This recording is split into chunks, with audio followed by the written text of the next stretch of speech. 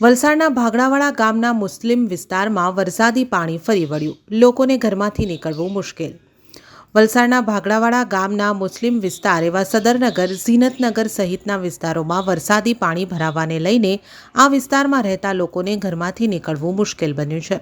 આ વિસ્તારમાં ચારે તરફથી વરસાદી પાણી ભરાવાની સ્થિતિ સર્જાતા આ વિસ્તારના લોકો ભારે મુશ્કેલીમાં મુકાયા છે.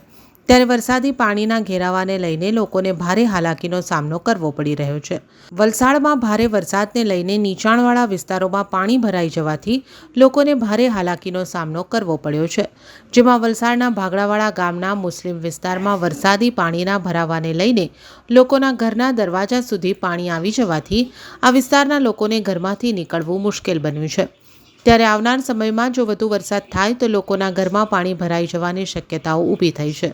માટે તાત્કાલિક આ વિસ્તારમાંથી વરસાદી પાણીના નિકાલની વ્યવસ્થા કરવામાં આવે તેવી લોકોમાં માંગ ઉઠી છે.